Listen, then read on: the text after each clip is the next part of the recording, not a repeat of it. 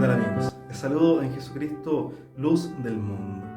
Quisiera compartir con ustedes una reflexión en torno a lo que el evangelista Juan nos va a presentar para este cuarto domingo del tiempo de Cuaresma, que es un texto tomado del libro de las señales, como dicen los teólogos bíblicos, y que narra esta sexta señal realizada por Jesús, señal que en los sinópticos conocemos como milagros. La finalidad de estas señales es poder potenciar o hacer que las personas que las escuchan o las ven puedan tomar partido, ya sea a favor de Jesús, a favor de la vida, o contra Jesús, a favor de la muerte. Jesús sigue con estas controversias, con estas situaciones que quiebran toda la mentalidad o el modo de comprender la realidad de los judíos, de los fariseos. Ya vemos que la quebró el fin de semana anterior con el relato de la samaritana, conversa con una mujer y sobre todo que fuese samaritana. Hoy día la controversia nace a partir de la pregunta que hacen los discípulos. Jesús sigue rompiendo esquemas, sigue desmitificando esas ideas erróneas que tenía el pueblo judío. Y la pregunta es: Maestro, ¿quién pecó? ¿Por qué? Porque se tenía la concepción de que un ciego era castigado por Dios a partir de un pecado personal o a partir del pecado de alguno de sus progenitores. El ciego era condenado a vivir en una situación de mendicidad, es decir, si no había alguien que se hiciese cargo de él, lo sostuviese, lo acompañase, lo cuidase, no le quedaba otra que dedicarse a andar pidiendo. Por lo tanto, era aislado de la vida social, pero no tan solo era aislado de la vida social, sino también era aislado de lo que es la vida religiosa del pueblo. ¿Por qué? Porque era considerado, ya lo decía, un castigado de Dios, y por otro lado era visto como una persona impura. Para los antiguos, la luz era vista como signo de vida y la luz entraba al cuerpo por los ojos. Por lo tanto, en el caso de los que eran ciegos, no tenían acceso a esa luz, por lo tanto no tenían vida, eran considerados un sepulcro.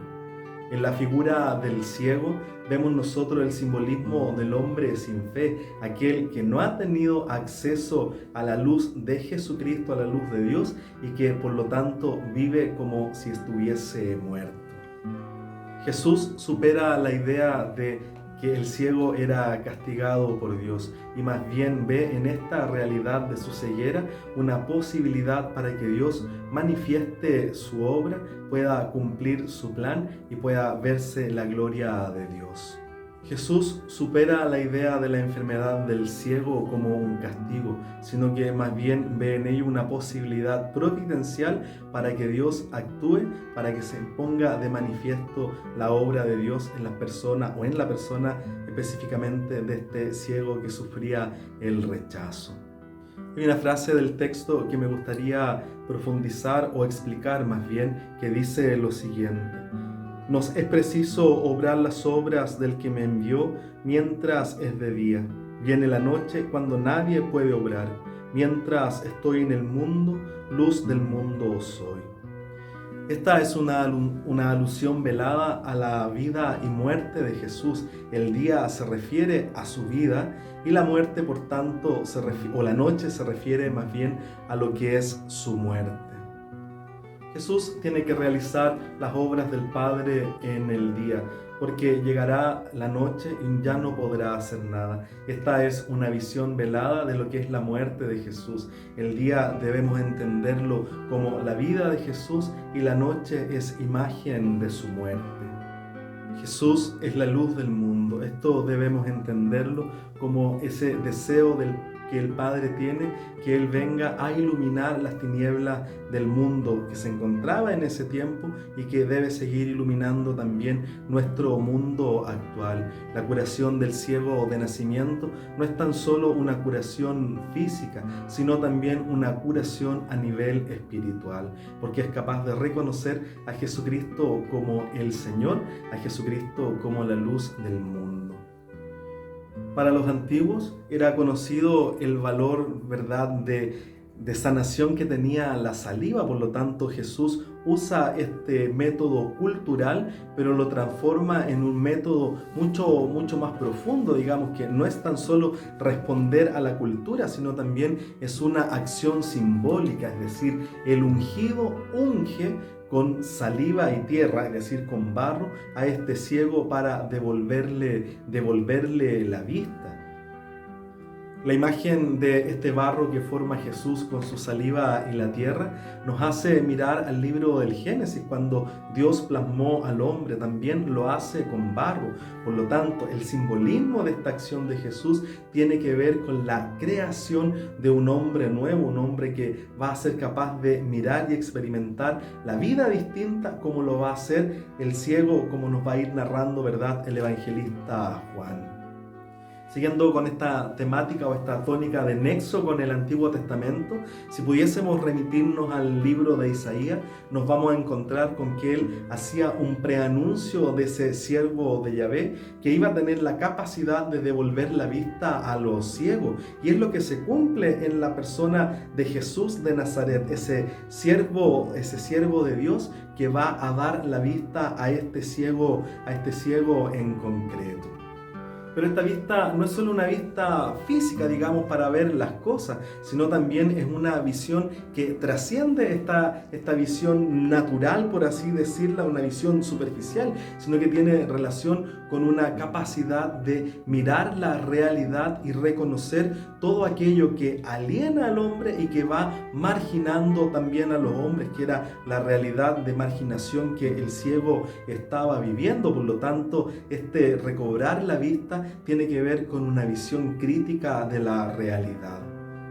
Si seguimos avanzando en el texto, nos vamos a encontrar con estas controversias que tiene Jesús con los fariseos. Es decir, Jesús salta lo que para ellos era tan importante, que es el no trabajar el día sábado. Fíjense ustedes que Jesús trabaja haciendo este barro para devolverle la vista al ciego y por otro lado realiza justamente el milagro. Entonces vemos aquí cómo Jesús, por decirlo en algún modo, empieza a sumar puntos para ganarse el odio de los fariseos, odio que lo va a llevar en el fondo y al final a la muerte en cruz.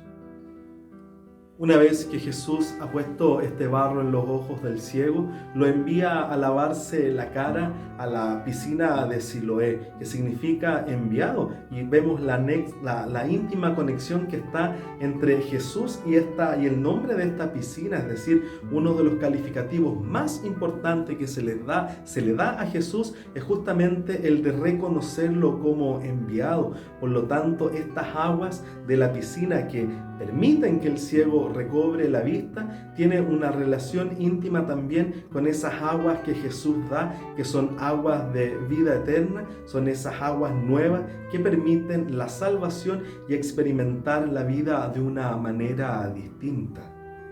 Hay algo que nosotros aquí también debemos profundizar, que nuestras cegueras van a ir desapareciendo en cuanto nosotros también seamos capaces de lavarnos en el enviado, en el Hijo de Dios, que viene justamente a liberarnos, viene a darnos nueva vida en Él. Hemos hablado en esta primera parte del texto de la persona de Jesús. Ahora quisiera, y el texto mismo lo propone, que fijemos la atención en el ciego de nacimiento. No porque Jesús deje de ser importante para Juan en este texto, sino más bien se realza la figura del ciego como discípulo de Jesús, aquel que va a testificar y hablar en nombre de Él. Por lo tanto, si nosotros miramos la experiencia de este ciego con las controversias a las cuales se enfrenta estos interrogatorios de estos personajes que son los fariseos, vamos a ir viendo también, al igual como lo hemos visto la semana pasada con el relato de la samaritana, cómo va creciendo esta idea de Jesucristo. La samaritana termina confesándolo como el Mesías y el pueblo samaritano como el Salvador del mundo. Hoy día también nosotros vemos un increciendo en la imagen que va mostrando este testigo de Jesús, este ciego de nacimiento,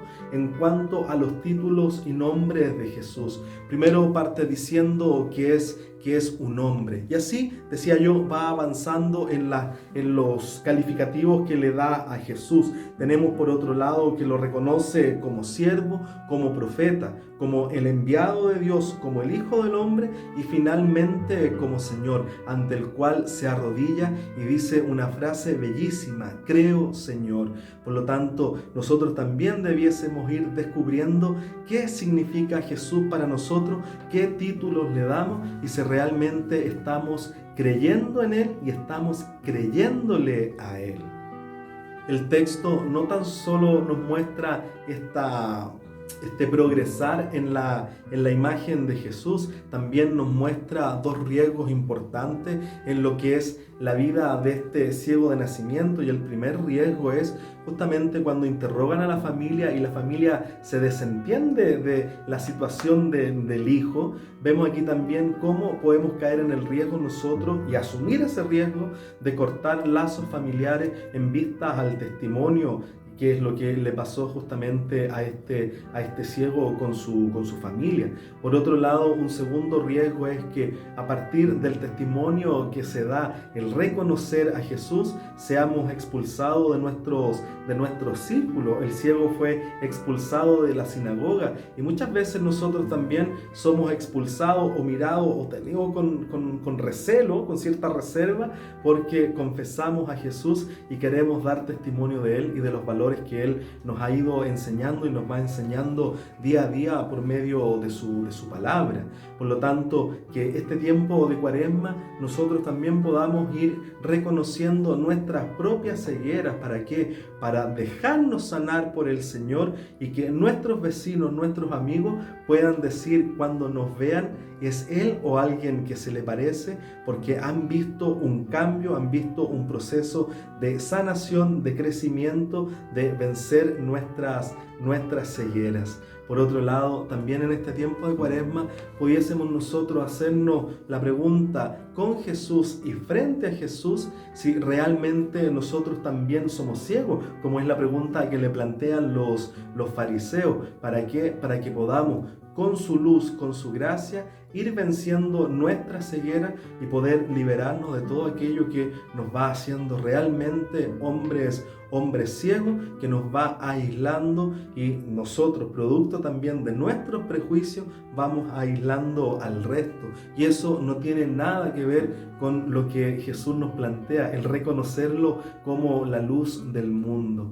Quisiera también que pudiésemos hacer un nexo con el sacramento de la confirmación. Nosotros el domingo pasado, con el texto de la Samaritana, hacíamos un nexo bellísimo con el sacramento del bautismo. Hoy día quisiera que lo hiciéramos con el sacramento de la confirmación. Si realmente nosotros estamos confirmando la fe en este Jesucristo, y confirmar la fe significa arriesgarse a vencer todo aquello que no nos permite pensar, actuar, servir como Jesús, es decir, dejar aquello que no nos permite cristificarnos y mostrar verdaderamente la imagen de Cristo.